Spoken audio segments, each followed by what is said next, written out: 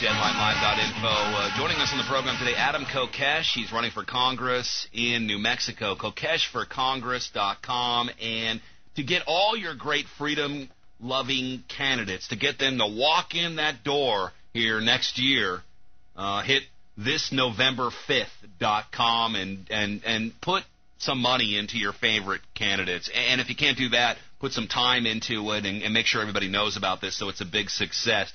Adam, you were a combat veteran, and I think, who can I ask about this but you? According to sources in the Middle East, Blackwater was behind this latest Peshawar blast, which killed 106 people and growing, 150 injured. They're women and children, in order to put the blame on the Taliban. And this is what people are saying there. I don't know, how this all works for diplomacy, this change, these negotiations that the Republicans keep talking about, but it seems like a lot more of the same to me, and people are dying. Well, it's not that hard to understand. I mean, it's a really simple concept that I think Ron Paul brought to the public's attention during the presidential campaign, and that's blowback.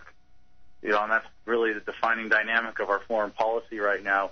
No matter how much good spin we put on it here at home, or how we try to appease our own sense of trying to do good in the world as Americans, or believe that our government is really looking out for us, or it really has national security, in heart and its interest.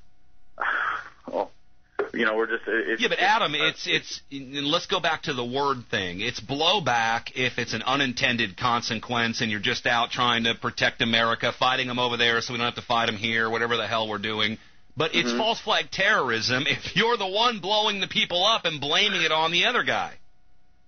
Well, certain incidents definitely rise to a level worse than that. But for the general dynamic of the American people and America as a whole, it is blowback, because we are empowering these people with the belief that they are somehow serving Americans' best interests, and obviously they're not for anybody who looks into it. But the thing about blowback is much, in terms of what our federal government is doing, it has much broader implications here at home as well, because the whole concept, the reason things that cause blowback, our government continues to get away with them, is because they can they can hurt some people and obfuscate that, or convince enough people who aren't directly hurt by what they're doing that it's for the good of the world, or overall for the good of the people. But eventually, you piss off a critical mass, and people start looking around going, wait a second, do you really still believe all this propaganda? And the blowback is happening here in the United States, too, and you see this in the revolt that's happening right now against the government. You see the Tea Parties, you see people get involved in the political process, you see campaigns like mine coming up out of nowhere with massive volunteer support, because people are pissed. You can't just, tax the heck out of the American people and not, and do what they're doing with this kind of, with the tax money, with economic policy, with destruction of civil liberties, with everything else here in America. And that blowback is not just building around the world, and people are calling out the U.S. government for the scam that it is, but it's happening here in the United States, too, and that's what's a really exciting opportunity for us. 9/11, blowback, or false flag terrorism? You know what? It could be some of both, and I'm not going to comment specifically. All I know is that what we're being told is what we've been told by our government is nowhere near the truth, and that should be enough to get every American pissed off and involved and in the streets and doing something about it. And that's that's a big motivator for me. Every time we get lied to by our government, I get more pissed off, and I get more determined. I get more passionate about what I'm doing. Brad Sherman, we played a clip on last Friday's program, and he was grilling Timmy Geithner, the Federal Reserve representative, shillman, used car salesman, and he wanted him to say, look, the next bailout, can you cap it at $1 trillion? Yes or no? And he kept asking that question, yes or no? And then he read the documents, and he said, well, this is what you're doing. We know. We can read your documents.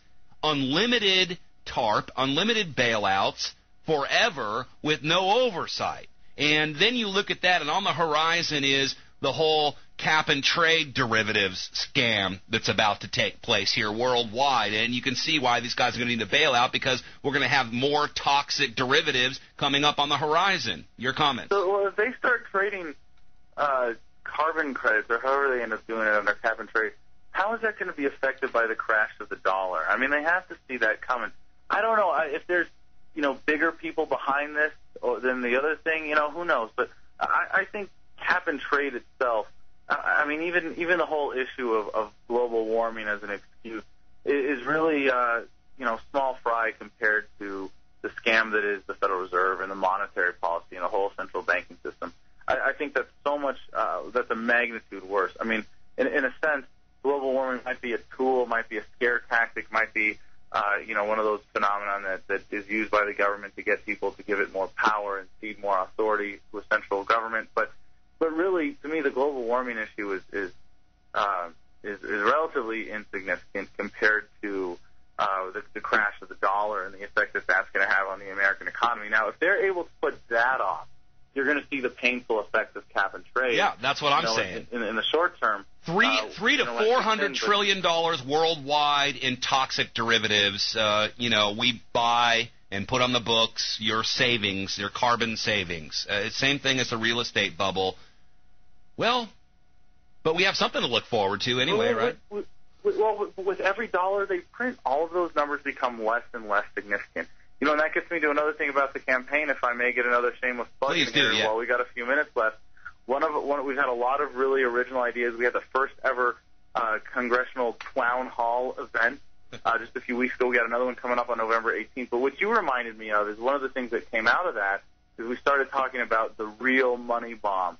And this has never been done before, but we are going to be having a campaign from November 11th, from Veterans Day to my birthday, which is February 1st, asking people to donate real money in the form of gold and silver to the campaign. So for once, when you donate to a campaign, when we spend it, it'll be worth more than when you donate it and not the other way around. KokeshForCongress.com, Adam Kokesh. Go over there and get your name on the board. And it's fun to see your name on the board. This is all a lot of fun. We're really taking it home. We're really voting with our dollars. These are the people that are going to be our new representatives. You heard him on the show today. And he's just a great American, and he's a bad man. He's going to take it to you out there. Those of you who hate liberty, Adam Kokesh. Thank you for your time, Adam. I love having you on the show. I look forward to you coming back. It's been fun. Hurrah. Thanks, man. ThisNovember5th.com. Support all your good candidates out there. All right, tomorrow we'll pick up where we left off. More news and information you're not supposed to know about. AmericanFreedomRadio.com. Stay tuned to Karen Kwiatkowski. And stay bold, America.